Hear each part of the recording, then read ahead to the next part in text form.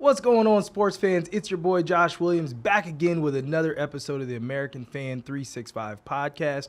I am, of course, joined by my co-host who is coming off of her birthday weekend. Yes. You know, she's known for, just being around town, being the fashionista, slapping concierges, the front row, Rosine Frangie. I've never slapped a concierge. Oh, you've thought about it.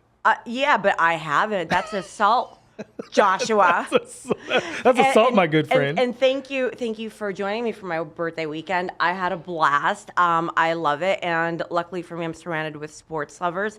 There is somebody in the studio though that did not make it. I'm not going to say who. Cut to George. Hey, I look. To George's defense, he did send out a message. It was late.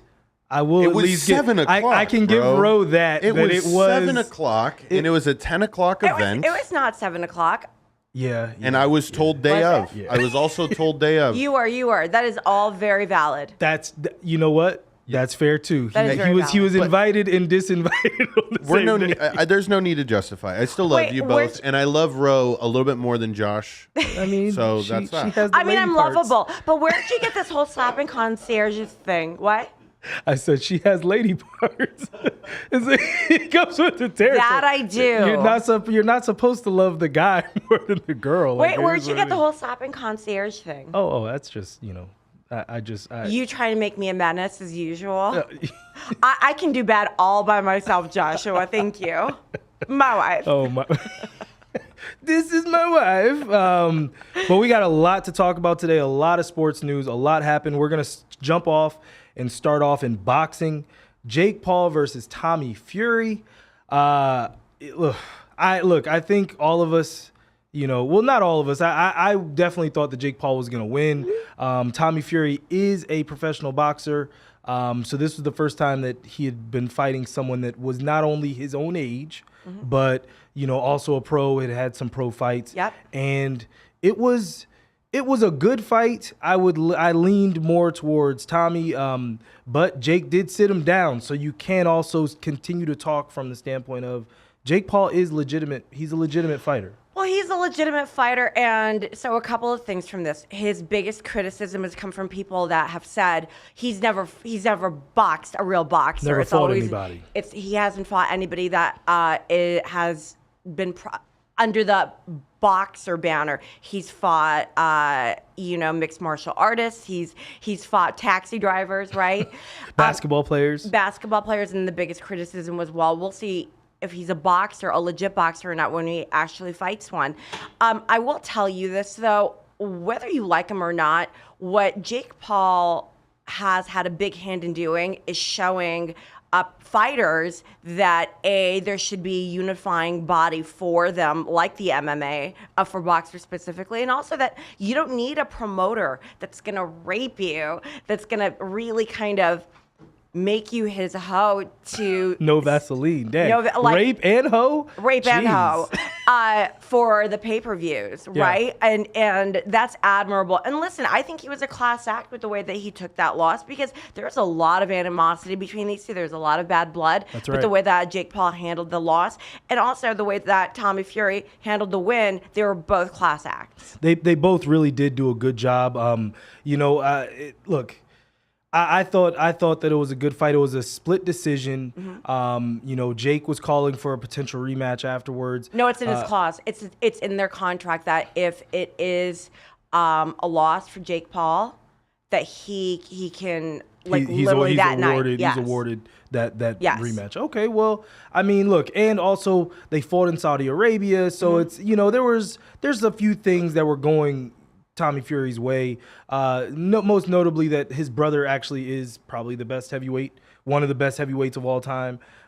So we'll see what ends up happening. But in other boxing news, Ro, Floyd Mayweather, is this the end of the line for money? Floyd Mayweather. I'd never count Floyd out, and the reason that Josh is bringing this up is he put on an exhibition boxing match to a not sold out arena. The suit is not black. to say the least. He put on a fight which looks like it was in front of me and Roe. That was it. It was us alone. He fought. George actually has a clip of the fighter that he fought. I think it was Aaron Chalmers, who I'd never even heard of. I don't know her. Yeah. I don't know him, but he was thanking the crowd and the fans afterwards, and it was like all 8 of you, all 8 that showed up. He's related to half. He's related to half. No, I don't think it's the end of Money Mayweather ever. I think that there just has to be a different evolution. And listen, I just was mentioning that there should be a unifying body for boxing like there is MMA fighters. And I think that maybe Floyd's next evolution is to lead that. Yeah, well, no, there isn't one in MMA either. That's oh my goodness. I thought there was one in the making. No. Well, okay. UFC is the closest thing to a unifying body for MMA. Can we agree on that? No. No, you don't think so? No, because see, the thing is, what UFC has is a monopoly. They have a situation where a situation where they can pay fighters whatever they want, and they can force fighters to do whatever they want, and the fighters have no recourse. If you ramp your rave, you stomp your feet, we can just cut you. Okay, so that's even a better case for it then. I think maybe Floyd's next evolution potentially. I think what would be great, because not only can he's already left his legacy as one of the, in my humble opinion, one of the greatest defensive fighters to ever fight. Oh, not a question. You can't listen. Hate as much as you want. You can't. You can't. And I hate when people are like, "Well, he never fought anybody in their prime." Just stop it, because I want to see you get in the ring with Floyd.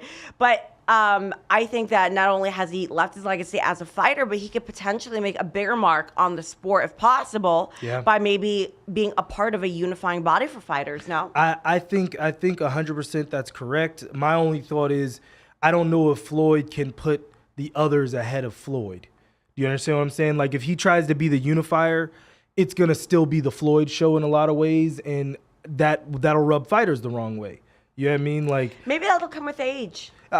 You can only hope. You can only hope. Yeah. I think the biggest thing, and the reason that once I figured out what Jake Paul was doing, I could no longer hate on him. I could no longer hate him. You couldn't, because nobody took him seriously in the beginning. You didn't take him seriously, but he got these MMA fighters the biggest payday that they had ever had. And one of them being Tyron Woodley, who was a champion in the UFC, made more on 2 fights with Jake Paul than he did the entirety of his run in the UFC. So you can say all the things you want to say, but he shined a lot of light on the situation that was happening in the UFC, and also the situation just fighters go through in general. He kind of he put all the cards on the table, and I commend him for that. Not only has he made more money for other fighters, but also in the casinos, on average, people bet 35% more on a Jake Paul fight. Wow. And think about how much money that is, right? So on average, that's millions of dollars. I mean, possibly hundreds of millions of dollars, I mean, possibly as much as $1 billion. And but these are casinos. We're not talking about betting partners. Sure. So right, and I think all around, if Floyd maybe got a collective of fighters from all types of fighting, to really lead this unifier, but it would have to come hand in hand, I believe, with Dana White. Yeah, well, and you saying Floyd, the thing that I will say that Floyd has for him is the youthfulness. He's not old, he's not young, but he's, you know what I mean? But he would have a nice run of doing this if he actually put his hands up and say, "Hey, look, this is what I want to do for fighters," and other fighters jumped on with him. I think that actually really could go somewhere. I don't think necessarily it's an ego thing for Floyd. I think it'd be a money thing for Floyd, because as a promoter,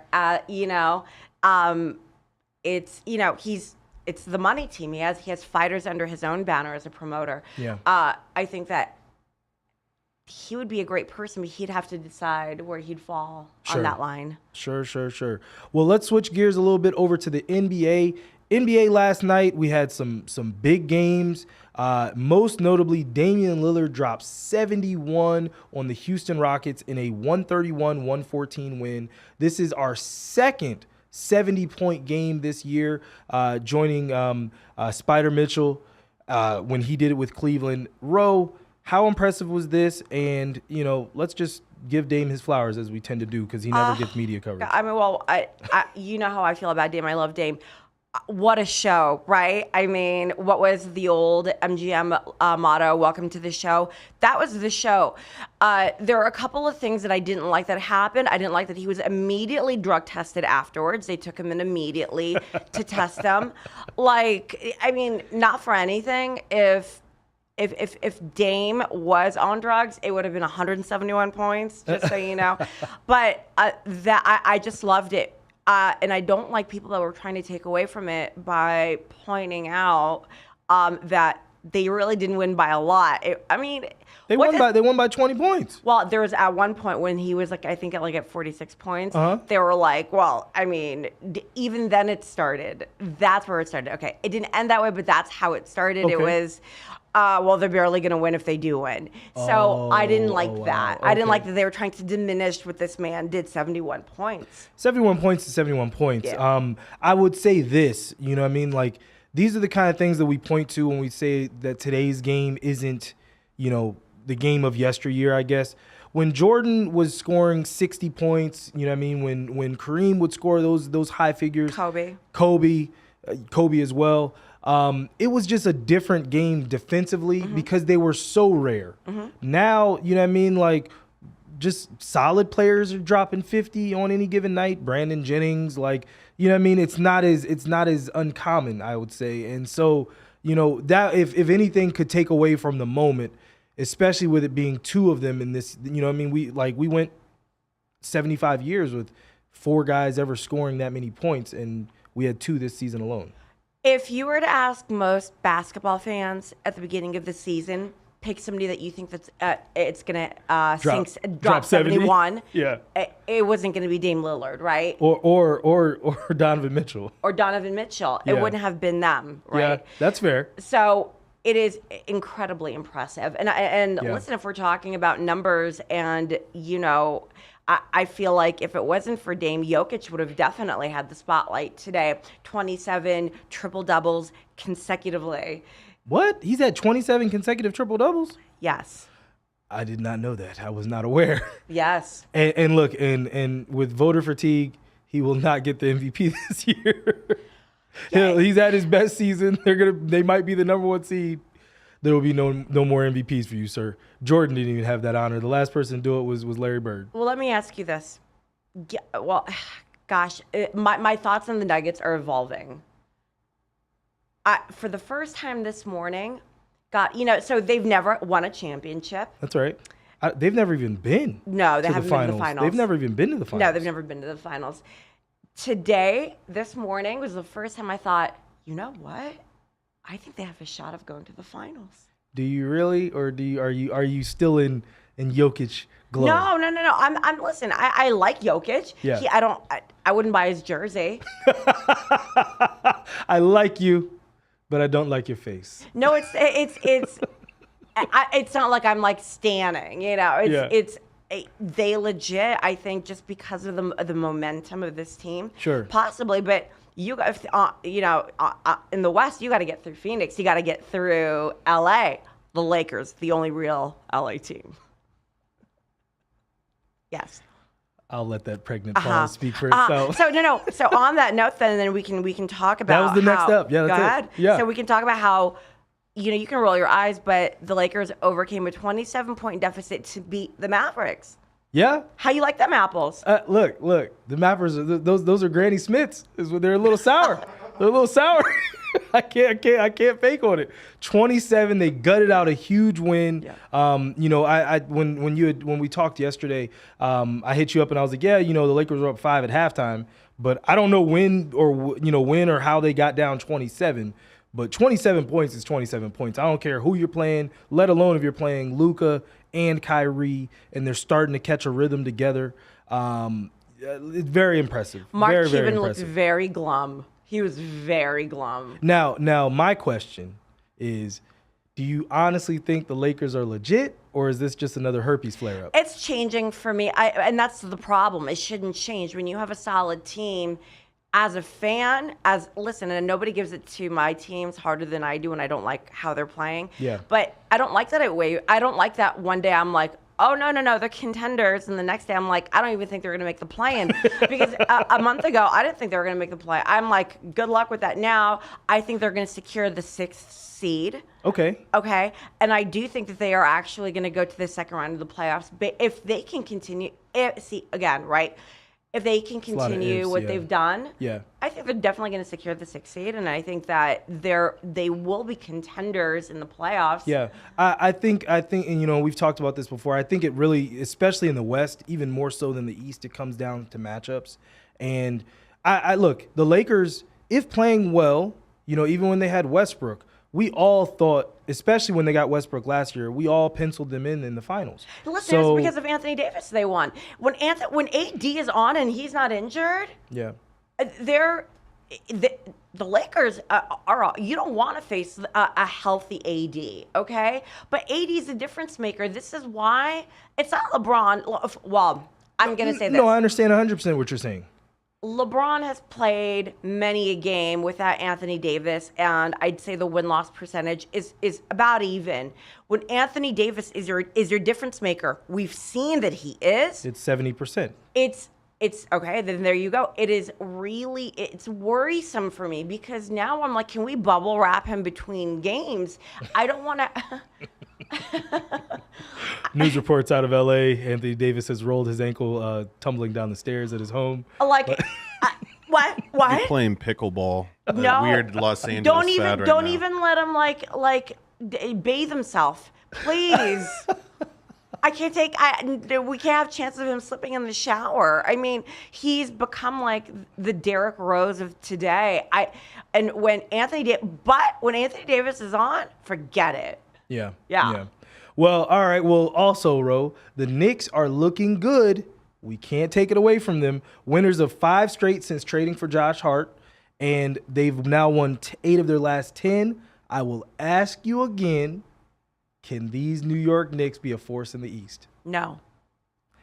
I'll tell you why. It's because based off of the other teams and how they're performing. Yeah. When I look at Milwaukee, that have won, when I see the Bucks win 14 consecutive games without Giannis, I look at the Knicks. No, congrats. 5. That's nice. When I look at the Celtics. Yeah. No, I'm serious. No, you're 100% right. When I think of momentum, the 76ers have more momentum than the Knicks do. You think so? I do think so. I think that they have to. I mean, look, listen, it's now or never. It's now or never for the Sixers. If the Bucks can win 14 straight without Giannis, I'm not impressed with the Knicks winning their last 5. That's fair, but I mean, what I'll say to that is this: the Knicks, listen now, especially now that Brooklyn is essentially punted, their franchise again. The Knicks have now kind of come back around and just showcasing that this is their city, this is their town. I don't know. I mean, it's just a coaching thing. I think the difference that's maker. Fair. I think the difference maker is your coach. I think you put Vogel in there, forget it. And see, now I don't think that's going to happen because, but look what Cam Reddish is doing out in Phoenix, in Portland. Yeah. Continuing to play well. Now that he's been given a chance, he's started to be highlighted again, dropping 20, and it's like all he needed was minutes. All that child needed was minutes. Well, listen, I can make an opposite case. When they were interviewing Jason Kidd after the Mavericks loss, it literally was I can't get out there and play. I know what the problem is, and he essentially is like, I don't know how to fix this yet. The minute that comes off, and I feel like with the Knicks, it's a coaching issue. Yeah. It just has to be the right fit. Now, if we're going to talk about talent, I think the Knicks are fairly talented compared to the other teams in the East. Do I think that they have like a legitimate shot? I do not. All right. Now, we still have yet to see Kevin Durant in a Phoenix Suns jersey. Yep. And the team has been a little bit uneven since even before he arrived. They're currently sitting in the 4th spot in the West.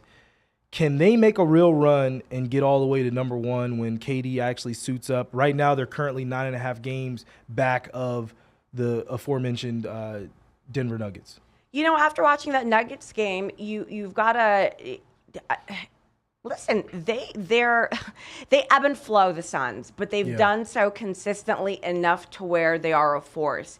I don't know, and this is the problem with KD, and I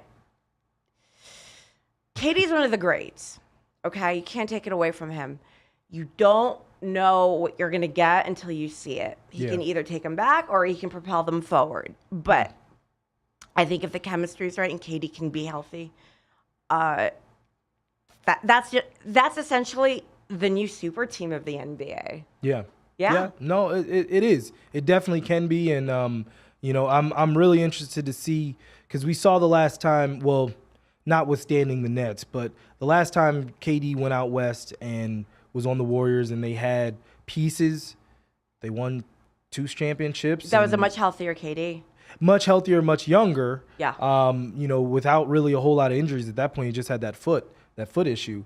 But I don't know. We'll see. I think you're right. I think the first 10 games will be very telling. Hopefully he'll play in the next week or so, but we'll see. I was just gonna say, has there been an official reason that he hasn't suited up yet? Yeah, well, because remember, is it just still the injury? He had sprained that MCL. Okay, I didn't know if it was still that. Because that was like second week can't keep track of I know that was second week of January. What's the timeline for him? So maybe the next week and a half. Yeah, it should be soon. It's because it was like a 6 to 8 week thing. So. What's the remaining schedule? That'd be interesting. I haven't looked at their remaining schedule. I know they should have about a solid 20 games left, though. We'll see. The West is a very, very interesting. It's in the 2 conferences that to me is the most fascinating right now, the Western Conference, because anything can happen. That 1,000% again on the matchups. Shifting gears, we're going to talk about Major League Baseball. Yeah. George has a video clip. And we spoke about this last week when we were talking about, you know, you guys were saying, you and Gabe were saying how excited you were over the new rules in Major League Baseball. And I have Exhibit A. And now what? He's out. They have called strike 3. Wow! This is mayhem! Oh! Automatic strike 3 called with the bases loaded in a tie game in the bottom of the 9th.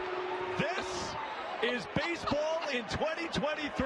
Okay, so this was a game between the Boston Red Sox and the Atlanta Braves, and it was a full count, bases loaded, you know, tie game, and so now in the regular season, obviously this game would have went into extra innings, but since it's spring training, we're you know, it's just a tie game. He didn't address what's up. Okay, so all right, I have to stop in the middle of all this. This is Zachariah Johnson. This is my guy. This is one of the commissioners from my Madden League. And the last time he jumped on the show, he had sent all these messages and I didn't see them because we were talking and I didn't look at the screen. So I have to address him directly and say, hello, Z. Thank you for tuning in. You greasy bastard. And I need some trades to get approved. But back to the back to the issue at hand. 8 seconds. So with 8 seconds on the pitch clock, the batter has to address the pitcher. Mm-hmm. He can't, you know, Derek Jeter with all his ticks and everything that he used to do beforehand, and you know, some of the guys with all their pre-bat routines. That stuff is gone now. So I want to walk something you said back. Okay. I wasn't excited about all the rules. I was excited. Okay, fair. I was because we can go to the beautiful bean footage. I wasn't excited about all the rules. This is a drastic change. Yeah. And here's the thing. Yes, I know they want to make games shorter, but people that watch baseball games, we're anticipating the ticks. We're anticipating the rituals. Yes. We're anticipating all of that. Who are you shortening it up for? You're shortening it for these new age people that don't appreciate the sports. Because of a TikTok culture, everything that we take in has to be in 10 or 15 seconds, and we have to get that gratification. And so now we are putting in these rules that are tearing into the fabric of the game. Are tearing into the fabric of the game. I mean, listen, Okay, you want to let with a pitch clock. Okay, if you want to take that down, you shave it off. You don't, and you say, you put rules in there that would be, I guess, objective, that say if you're egregiously trying to stop the pitch, then just you get there's something. things. This is like, I don't like the larger bases either. I mean, I remember you were talking about that. You did mention the larger bases. I didn't. So now what are we going to do? We're going to take the record for stolen bases and we're going to say now they're all null and void because it's going to be only applicable to these new maxi pad bases. No, I don't like that. But I watch that and that makes me sad. Like, because it's changing a tradition. Yeah. In a really in a way that compromises what So now, how are the debates? How are the player debates going to go? Is it going to be like, well, your pitcher didn't have a pitch clock? Come on. 1,000%. And these are the reasons why Ro and I get along so well, because we, in terms of certain things, we are always on the same page, because, when you look at basically, like I said before, you're tearing into the fabric of the game itself. You know what I'm saying? Because there's just certain aspects of baseball. Baseball was about the chess game and was about, icing, throwing to first base and making the pitcher think and making the batter think.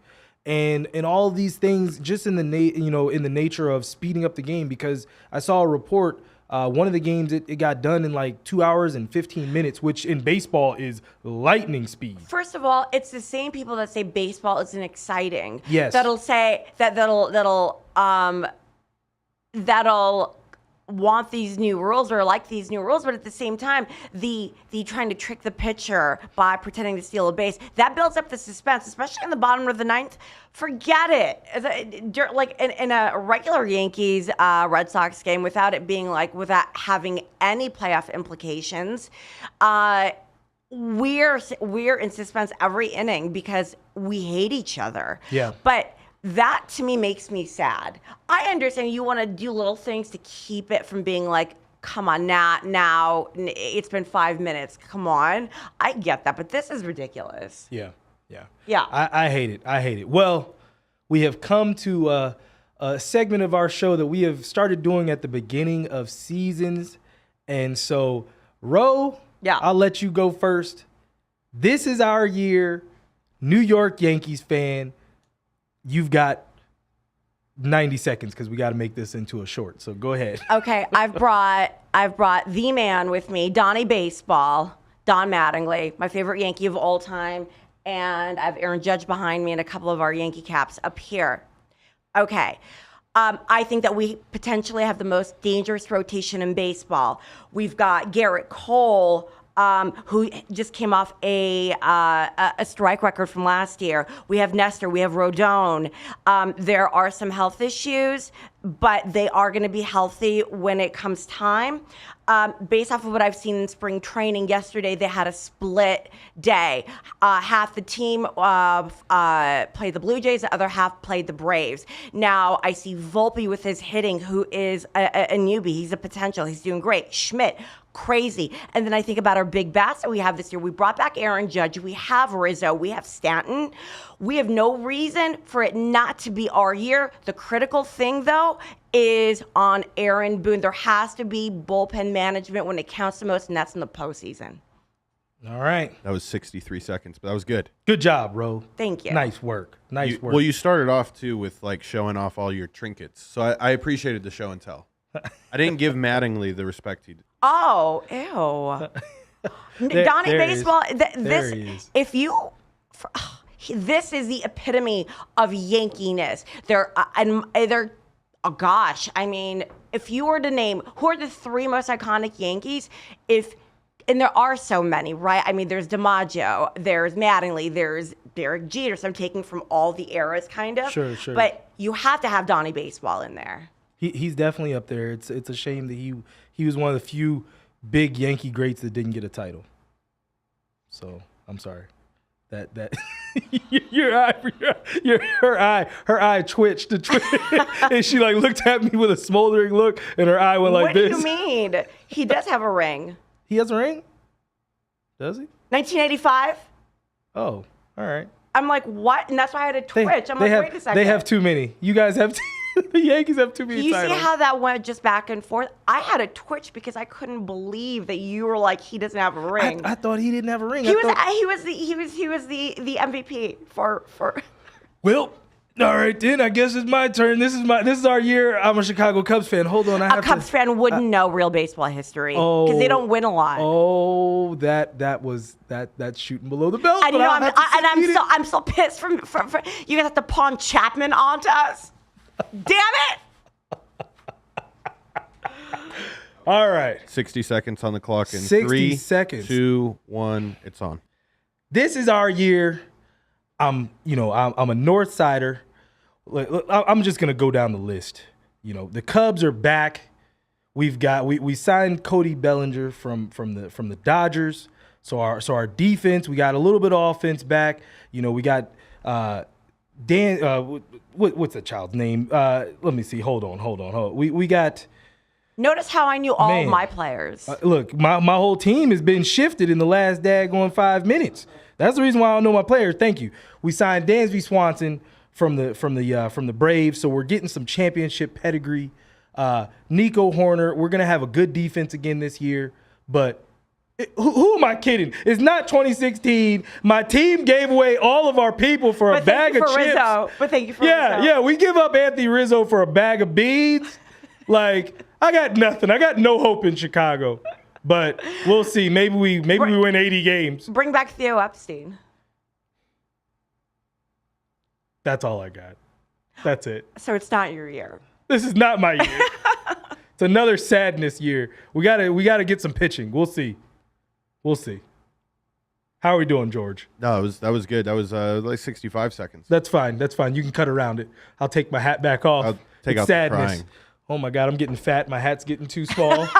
Jesus. Tiny hat. I thought that was a youth hat. I got a small head. A small head to be The fair. two youths. Okay. To be fair, I'm not Barry Bonds, but yeah, it was a little tight and there was a little snugger than the last time I rocked. That's what he Like, said. shit. Damn. Wow. Yeah, it's a fitted. It's a fitted. I'm gonna have a ring around my forehead. This is a travesty. Oh my God. All right, Ro. Yeah. You weren't able to go because of your birthday festivities, but the XFL started this past weekend. Got some national coverage for the Vegas game because we have the worst field in the league, more than likely. I can tell you that field is Patch Adams dry. It's bad. It's real bad. Yeah, it's patchy. But the Vegas Vipers Yeah. took on the DC Defenders. And, are you excited for the XFL to be here? 5 years ago, the Raiders weren't here. No football team. Now we got two. Well, remember the XFL went dormant for a little bit. Yes. This is really I want to say it is a rebooting. Mm-hmm. The XFL governing body really got new people. There's a whole new booth. There's a nationwide initiative to make it a real thing. The rules differ slightly from NFL. Yes. And it's not as serious.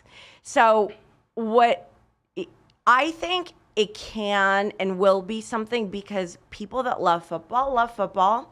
Now, am I going to be blocking people on Instagram because they're not a Vipers fan? I mean, no, it's not that serious. Yeah. However, I think it's a lot of fun, and the same thing that would make people not fans of it may make people fans of it because it's not serious, because it's quicker, because the rules aren't as stringent.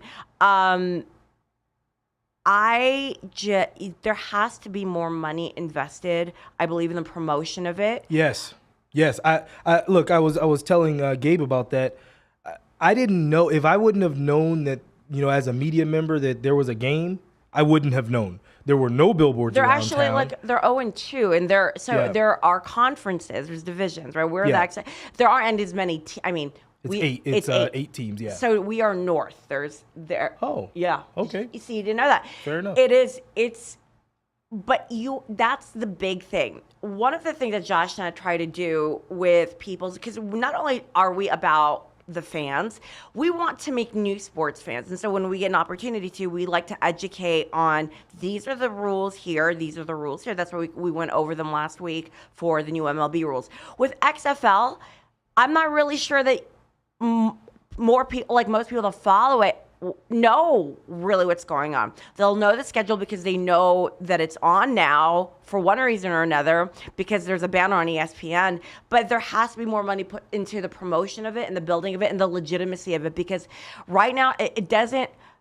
I'm not saying this in a shitty way, I promise, because I want it to be something big. I really believe in what the XFL is doing. However, when I see high school football games in Texas with sold out stadiums and everything is pro-like, it's kind of embarrassing for the XFL. However, they just started. I would like to see more money into the promotion of it and building up of it. And things like the field are they're very big. You can say, well, but when you have a team that's playing at Allegiant Stadium, it's kind of hard not to make that, point out that differential anyway. Yeah. George, I was talking to Gabe actually on Saturday about this. Do you like that the XFL starts directly after the Super Bowl, or do you think that they should kind of give a little bit of a buffer? No, I love it because it's prime recruiting time. So it fits with the combine and being able to evaluate talent for the NFL, because that's the entire purpose, is like we're trying to find the 3 to 4 people that were really overlooked. Like, for example, my brother at San Jose State, he played behind what was the Mountain West Conference Lineman of the Year 2 years in a row. He's a left tackle. He plays for the Houston Roughnecks. He was their first draft pick. Okay. Right? So he's like, he got missed up by the combine. He didn't get drafted, had a couple of practice squad tryouts. But now a league like this is, where people like that are going to make that jump. You're going to see a lot of people signed because to me, it's a better proof of concept than just college. Yeah. Oh, Way I better disagree. I disagree completely. For this one reason, if you don't make it look legitimate, people are not going to take it seriously. College ball, there are more people that watch college football than that watch the NFL. So that's where I differ with you. Is it a better show? What do you mean by legitimate? Just because it's decades of tradition and there's money and institutions that are behind college teams. Oh, you mean just in terms of everything that goes into it, not necessarily the games No, people themselves. take it more seriously than the XFL just started. So right now, is it a better showcase of talent? Potentially, because we see the drop-off all the time of college greats that go into, Johnny Manziel's a great example, right? And that's, I think, an example that most people would use. That's been hyped their whole college career. The XFL is more proof of concept in terms of talent, I believe, not in the show that they put on just yet. There has to be layers of legitimacy added onto it to make it real. Is it going to get there? I think so, if you have enough people that love the sport like we do. But George, I do agree with you when it comes to terms of talent and what can be proven in the NFL better versus college. Yeah, well, there's exceptions to the rule. Like, I've seen a good deal of XFL games. Every Alabama game I watched this past year, better. Like, that Alabama team is compete. But you know what I'm saying here. As far as the entire conference goes, that goes for the SEC, the Big Ten. They'd be able to compete with some of these XFL teams because the thing that makes it the most fun for me, it's similar to like the G League, but it's people's last hope, bro. Yeah. Like, you're seeing 26-year-old, 27-year-old guys off of multiple injuries. They're trying their absolute hardest, and they're trying to make plays. And when people try to make plays, they usually fuck up, and it's awesome. Like, I like seeing that chaotic football. Everybody can't be Rudy. No. True. This is what I will say about the XFL that I found out. I didn't realize that the players are getting $60,000 for their 10-game season. Mm-hmm. That in itself is already dope. You know what I mean? Like, because these guys are able to continue. Because before the game, one of the offensive linemen addressed the crowd and was saying, just thankful for the opportunity to continue to play the sport that they love. And to be able to do that, $60,000 is a living wage. You know what I mean? Like you can. Well, you can look at it like that, or you can look at it like I'm going to make one play, I could potentially get hit and never walk again in my life. Well, I mean that's true. That's true. But look, these guys also could be playing semi-pro and not making any money. That's true. And the exact same things. I agree. It's all it's all perspective. But the fact that money aside, it's what he said. The fact that it gives them an opportunity to do what they love. I mean, Josh and I do this because we love this. Yeah. Yeah. And when you have something that you love, like sports, it's so much more than the game, right? It's a sense of community. I am rooting for the XFL. I want to see them build it up. 100%. And before we get off of XFL, Martavius Bryant, he plays on the Vipers. Vic Beasley from Clemson, linebacker from Clemson, and also Brett Hundley.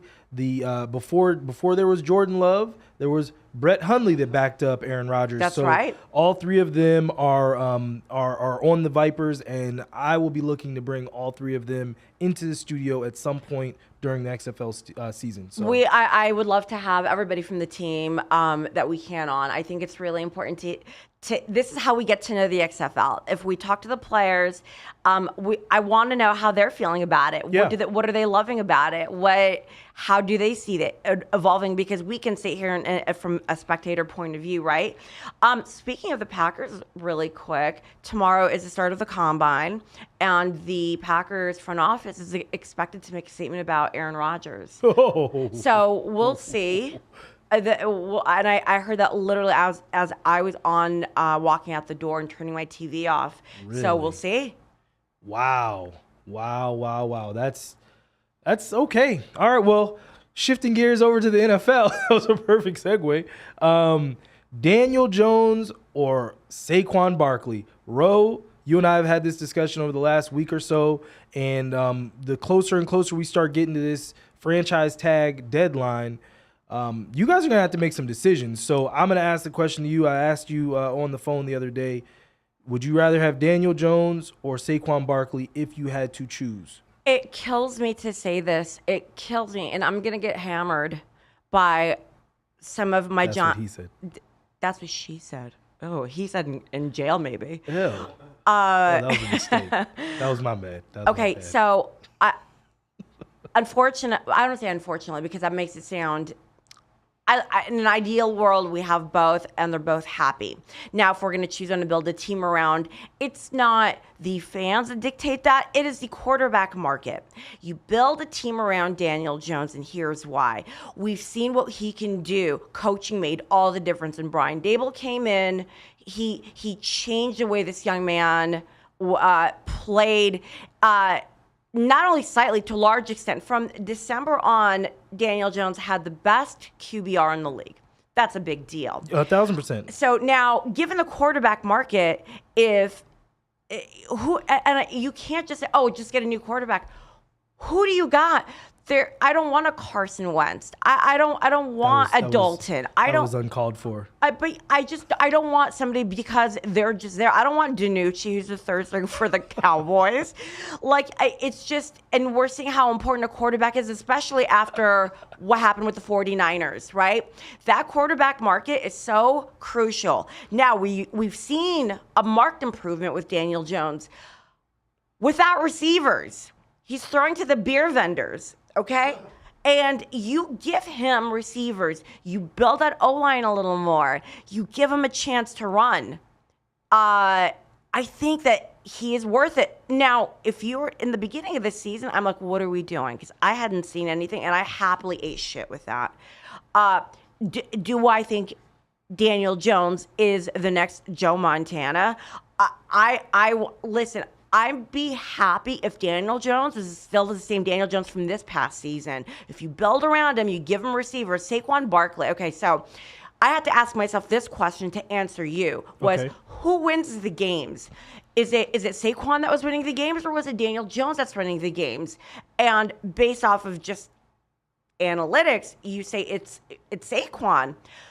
But Daniel Jones had nobody to throw to. That pass off to Saquon had to happen multiple times more than he probably wanted to give it to any back because he had nowhere else to do. He had nowhere else to throw the ball and to pass it off to. So, yeah, I mean, For me, it's not my opinion. It's the quarterback market that dictates that, and it is you build around your QB. 1,000%. For me, I think it really just comes down to, you saw with the Kansas City Chiefs this year, they got it done with a 7th round running back. 7th round running back. That's a great point. Yeah, I mean, like you can find running backs. Now, granted, all pros, generational talents, Adrian Peterson, those kind of guys. If you get those guys, you should keep them. But if it, in a perfect world, you wouldn't have to make these kind of decisions same year.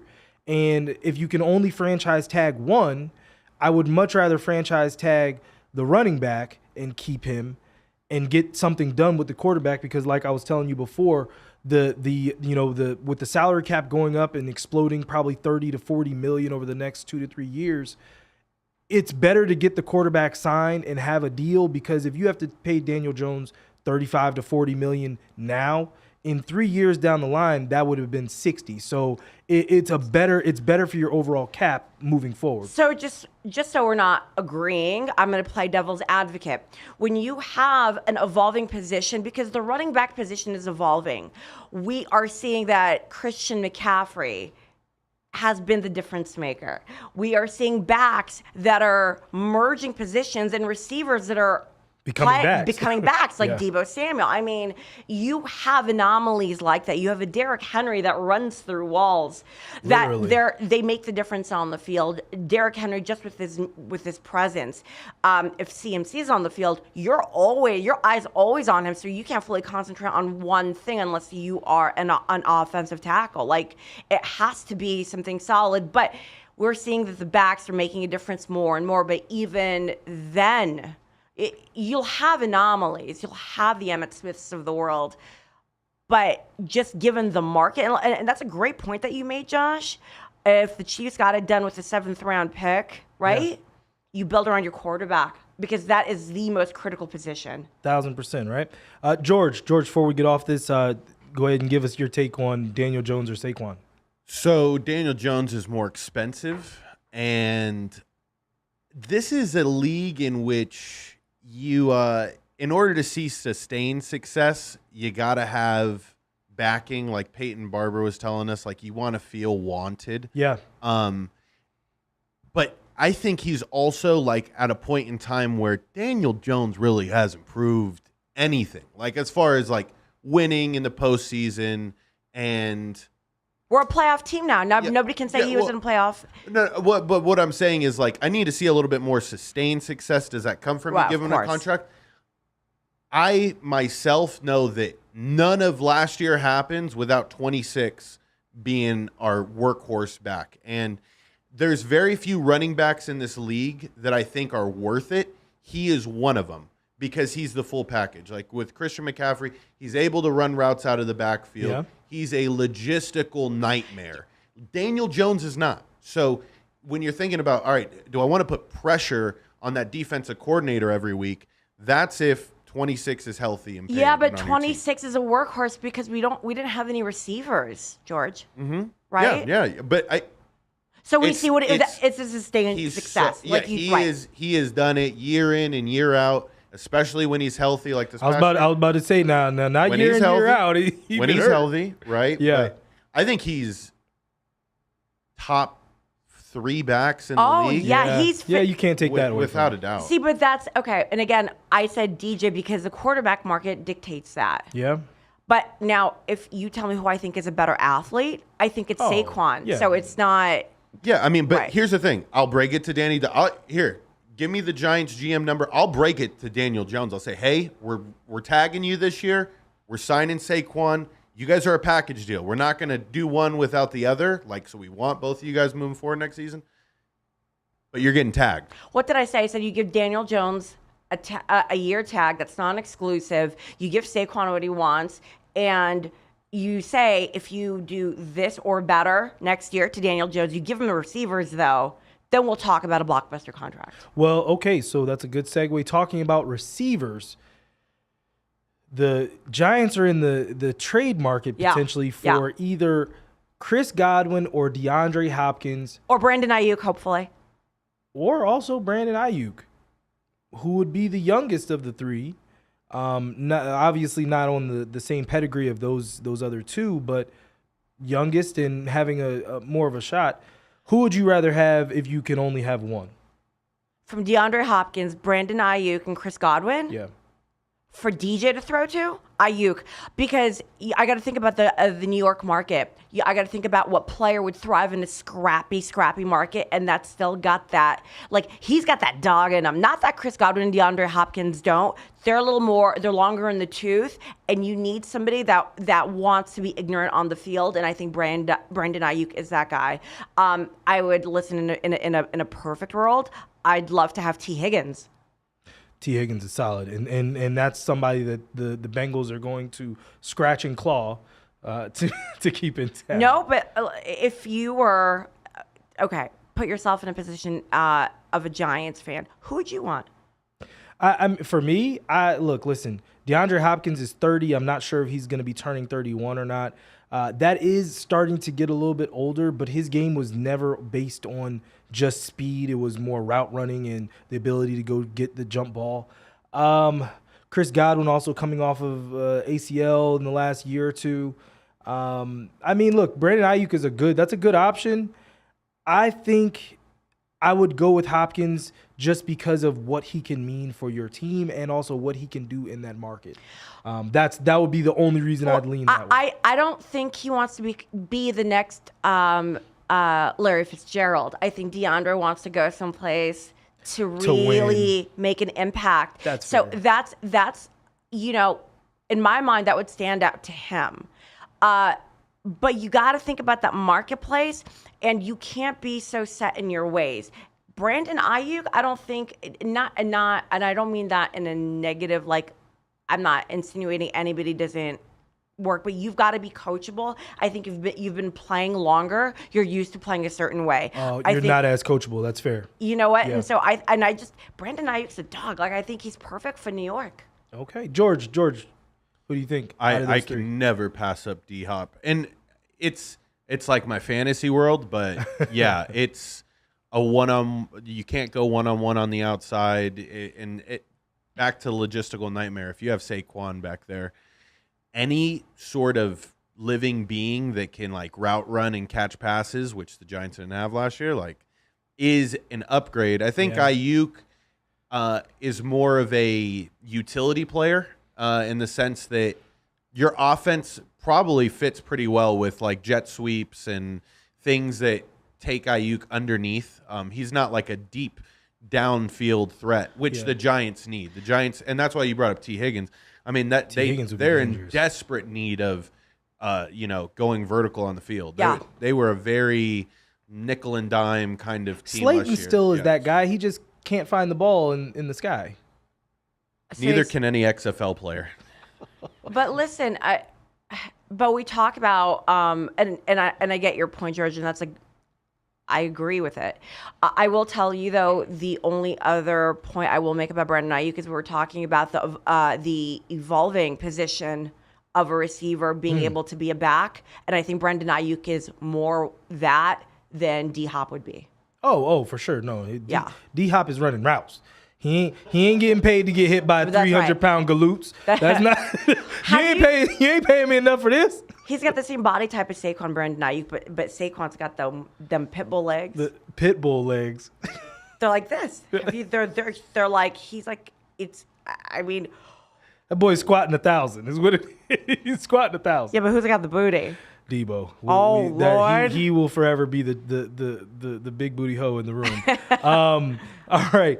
UFC. We gotta finish up on a little bit of UFC.